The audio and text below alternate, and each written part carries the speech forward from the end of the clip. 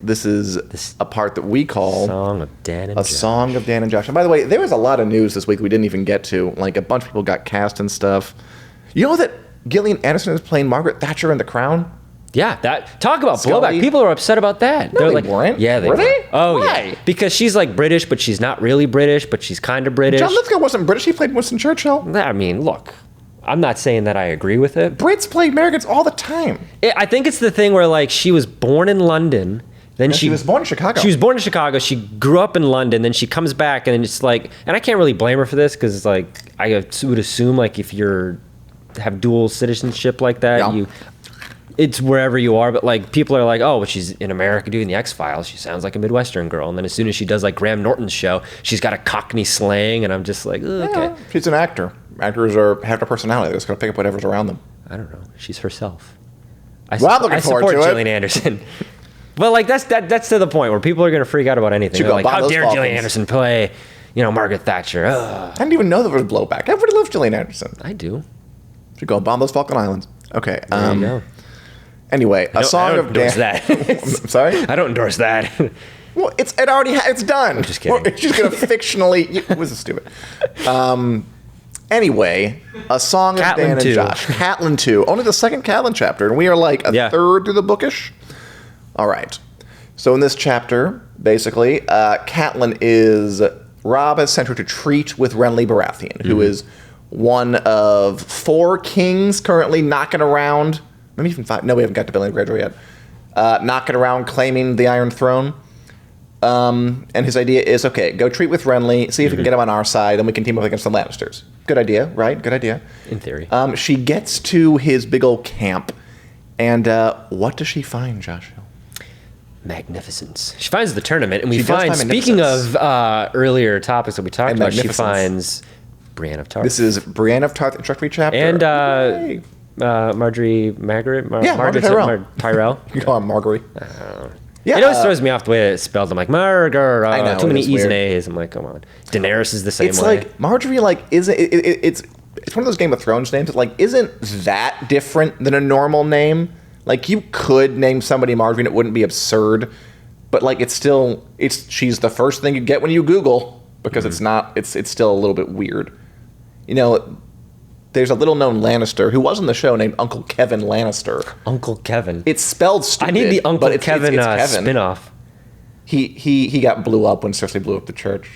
As many did. R.I.P. As many did. The Fallen. Uncle Kevin. And he's actually more in the books. You get to know him. Yes. But that's one of those names that I think, like, it's too close. It's too normal. Yeah, Like, it throws me off. A little Uncle bit. Kevin. Marjorie is just perfect. It's just weird enough. Anyway, we do meet Brienne and Marjorie. We also see a whole lot of Renly, and he is all about pomp and circumstance. Here's a description of what Catelyn sees when she gets to his camp. Thousands of cook fires fill the air with a pale smoky haze. The horse lines alone stretched out over leagues. A forest had surely been felled to make the tall staffs that held the banners. Great siege engines lined the grassy verge of the Rose Road. Mangalees and trebuchets and rolling rams mounted on wheels taller than a man on horseback. The steel points of pikes flamed red with sunlight, as if already blooded, while the pavilions of the knights and high lords sprouted from the grass like silken mushrooms. She saw men with spears and men with swords, men in steel caps and mail shirts, camp followers strutting their charms, archers fletching arrows, teamsters driving wagons, swineherds driving pigs, pages running messages, squires honing swords, knights riding palfreys, grooms leading ill-tempered destriers. This is a fearsome lot of men, said Wendell Manderley observed as they crossed the ancient stone span from Bitterbridge took its name. That it is, Catelyn agreed. I like the description. I think it's very evocative. Like, there's like stuff going on in this place. Yeah, it's very extravagant. It is. As well.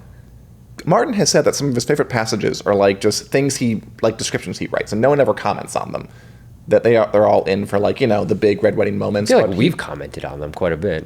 I enjoy those. I mean, there's a lot of book here, but yes, we've done it when we can. Hey, look at the comments. All right. Oh my god, I got the comments to work. Great. Julie likes Pierce Brosnan. I like Pierce Brosnan. My mom. She also watches Mayans, Outlander. Wow. We missed a lot with Julie. We did. Sorry, Julie. Outlander. We got to talk about Outlander more. Anyway, so yeah, she gets there and she finds that they're having a tournament. People on horseback, knock each other down, get up and fight. Poor Loras. Poor Loras loses to Brienne. And Catelyn is not a fan of this. I think she even calls it this is madness, Catelyn thought. Real enemies on every side and half the realm in flames, and Renly sits here playing at war like a boy with his first wooden sword. Is that fair? I don't know. I think she's got a low opinion of him, so like, I'm not too terribly. It's just have a high opinion. It's like a lukewarm opinion at best. So she's obviously not going to be super fair. I don't think it's that unfair. The extravagance of everything is. There's a lot, like you said, there's a lot of pomp and circumstance here. Tons. Where it's like, I am an important person, capital IP, important person. So, I mean, I think like Herman Crispin, like Catelyn's someone who is lost in this war already. Her husband's dead. Like she lost someone important to her. She's gonna lose her son and her life before too long. And here's Renly. Here's this guy who's a bit of a good time boy, who's marching toward King's Landing very slowly, has claimed the throne, claimed the crown, and he's like having tournaments and moving really, real slow, holding big feasts. Yeah. And I think to her, it's a little bit like, you're not respecting the seriousness of what you're doing here. Like, this is war. This is going to get ugly. Yeah. I mean, I think she has a couple people have a line in there like, this, like, Renly's generation of people who didn't grow up, like when King's Landing was sacked, when the Mad King got ousted. Like they haven't seen that crap. Yeah. These are millennials. These are Generation Z millennials. Yes, idea of war where it's fun. Like, and why wouldn't it be? You're marching to war. You're gonna claim your throne.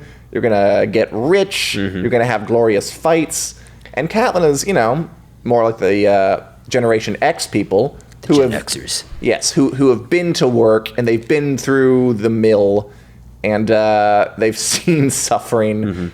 This analogy doesn't work perfectly. But, no, I mean, because it's a little, it's tasteful. We've seen Martin draw on like real life things before, and I feel like this is a commentary on the generations after the baby boomers, the greatest generation, where we almost like fetishize like World War II to the point where it's like, these were men when men were real men, and this is like, we got things done, and this whole kind of bravado that's been attached to that has been very militarized, and that's what we associate it with. Like, we associate the greatest generation with World War II, and we associate the baby boomers with coming out of that generation and being like, okay, this is like how it used to be. And then you get down the line to where we are with like Renly, and it's like, well, this is just the way it works. Of course I'm going to go. Of course I'm going to sign up and go to war. Because it's been glorified, and this is how I'm going to be important in the world. And so then he compensates with all of the lavish things that he has, all of the very upfront, in-your-face stylings of his life. It all makes sense, and I feel like that's maybe George R. R. Martin making a comment on that. Yeah, I can see that. I mean, the other question is, though, okay, so yes, he's extravagant, he's entitled, he's a little frivolous. He might still make a good king. Like, there's this moment where, Catelyn's getting a little bit heated with her lords. The one, Lord Randall Tarley, actually, Sam's dad, who is not at this point in the show, but he is here in the books. He's like, why you send a woman? Should have send your son to host with us. And it gets a little bit heated on either side. And they're only like kind of laughs it off and like says, he calms people. And then he goes and, talks to her and shows her what he's doing, makes an offer to Robb. I think Renly... He's not a bad negotiator, like interpersonal guy. He might not actually be terrible on the throne. Yeah.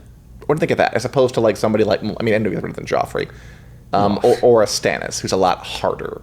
Or do you need hardness? Anybody but Joffrey. I don't know. I feel like Robb's got it in his blood to where he'd be able to figure it out. So yeah, Robb would be a good option. Yeah, that's kind of that would be my pick. But okay, well, you know that's not going to happen. It's definitely not Joffrey. So no. Anyway, Renly makes Catelyn an offer, basically, saying, look, if Robb bends the knee to me, he can stay in the north, he can even call himself king in the north, whatever, but bend the knee to me, and sure, I'll be happy to team up with you. We can take on the Lannisters together. Good offer, bad offer? Bad offer. Oh, yeah? Don't bend the knee. Why not? Why does everyone bend the freaking knee? Because it's the hubris of not bending the knee. Don't bend the knee, because then you're entering into some sort of like bond, and then you can't like break that. And if you break the oath, Renly wants to be king. If you're king, your subjects have to, bend the knee to you. They are your vassals. Yeah, that's true. But I mean, I don't think Robb should bend the knee. I think that I'm looking at it from his perspective, and it's like Robb's perspective. Yeah, because what he wants is independence for the North. Yeah, so it's like you're not going to want to involve yourself in something that's going to continue to just keep things the way that they are. Well, yeah, but then if you don't bend the knee, then Renly doesn't work with you, and then maybe you don't have the backup you need to, I don't know, fight the Freys and not get killed at a wedding or something. That's true. I guess it depends on how much Robb thinks he's going to be king. So, I mean, Robb thinks he's going to be king of the North. He doesn't want the Iron Throne. No, but also the people of the North are very proud people, as we've They are. But I mean, it's been generations. They've bowed to other people. They never particularly liked it, but they did it. They bowed to the Targaryens. They were subjects of Robert. I don't know. It's that teenage spunk in him, that fire that he's got. Gotta have the spunk. Yes, indeed. Okay. Anyway, Brienne. We also meet Brienne here. Makes a pretty good impression. Excellent impression. Well, why? What do you think? What do you think for introduction? I don't know. It was a really cool introduction. It's like, because I feel like it was set up to be like, oh, he just got beat by another male knight. Oh, totally. Like, yeah. Excuse me, this is Brienne of Tarth, and it's a complete plot twist. She describes him as just the first glimpse of a big knight in blue armor, and she just of course she assumes that it's a man. Mm-hmm. She doesn't, because that's weird. But I thought that was a cool twist, because I didn't know that Brienne was introduced in this chapter too. So even though I know who she is and the story, I was like, cool. When they mentioned like a big knight in blue armor beating up guys, did you think like, oh, it's probably Brienne? Were you surprised? No, I was trying to figure out who it was. And I was like, because I was getting like the mountain vibes from it. Oh, yeah. Oh, is this something? Did I like miss? Because then we've gone over characters that aren't necessarily big on the show, but they're in the books.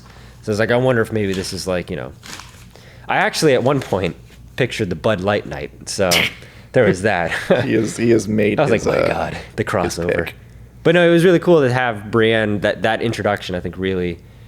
I can see why people would be invested in her character from the jump there. She is very, very likable. Mm-hmm. She is very, very kind of I mean, again, like, she's with Renly's millennial group. Like, she does have a lot of naivete about her. Like, when Catelyn says, this won't last, they're the nights of summer and winter is coming, she's basically like, no, we are great, we are pure. I think I even wrote it down. Oh, I do like the description. Out of armor, her body seemed ungainly, broad of hip and thick of limb, with hunched muscular shoulders and no bosom to speak of. And it was clear from her every action that Brienne knew it and suffered for it. She spoke only in answer and seldom lifted her gaze from her food. It's just an interesting contrast, right? That she's this powerful, like, strong woman, but because she is so non-traditional looking, mm-hmm. and because she's so aggressively does not fit into the role we're supposed to have, mm-hmm. she's made fun of like every second of every day of her life. Yeah. The only time she feels comfortable is when she's wailing on somebody in a suit of armor. Otherwise, it's a horror show, mm-hmm. because it's all awkwardness, because there's no place for her out of armor. No. There's none, not in the society. No. And I mean, I'd have a lot of pent up rage too. And, I feel like that's very cathartic. But there's just so many fascinating qualities to Brienne's character. I agree. And you get a lot of it right away. So she was one of my favorite characters on the show. And already I'm just like, okay, I'm in the books. And it's also trying to picture Gwendolyn Christie versus all of these descriptions that you have, which I understand. It's true. We're looking different from the show to the book. Oh, of course. Like, they describe her as, again, I just read that thing about her being so ungainly. They describe her as, like, lots of freckles. It hit hard. It's like, man, the description's just like, wow, that's visceral. What do you think of Catelyn's comment? Catelyn sees her and sees her like, oh, it's pretty cool. But she also says, pity filled Catelyn's heart. Is there any creature on earth as unfortunate as an ugly woman? I mean, that's rough. It's very rough. It's a tough break, but I think that's where Catelyn's coming from as she is a woman who fits into, she has a role in society. Yeah. And again, this society, as a woman, you have things you do. Mm-hmm. Like, you don't do this. You don't do what Brienne's doing. And I mean, again, if your role is to be married and to have kids, like, yeah, your looks are your currency in a way that it's just not true of if you're a man. And that's why Brienne is so beaten down when she's not beating down other people, mm-hmm. and so kind of quiet and reticent and reserved, is because she doesn't fit in and she doesn't fit that role at all, and so she just draws into herself. Yeah. And I think Catelyn sees that, like, in this, if you're an ugly woman in this society, yeah, you're going to have a lot of problems. So that comment is, it's a little unfortunate, but I do think it reflects something that's real as far as living in this world goes. Julie says, how dare anyone not do what Catelyn thinks they should be doing? I mean, she doesn't say not to do it, Julie. It's true. In fact, as we know, Catelyn comes to really appreciate Brienne. I think she appreciates Brienne now. Mm-hmm. Just, she has pity for her. Well, and I mean, pity and appreciation are two very different things, I think. But I think there's the admiration of she's doing something out the beaten trail. She's not conforming. And Catelyn's kind of like, she's not conforming because she got no other options. But I don't know about that. I think there's an appreciation or a respect that Catelyn has for that. In this chapter, it's mostly pity.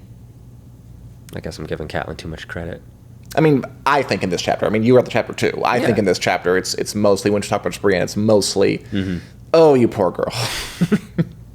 Which again, I think is a valid response to have. But as we know, it'll grow. And it's not that she hates Brienne. This is so unusual to see in this world.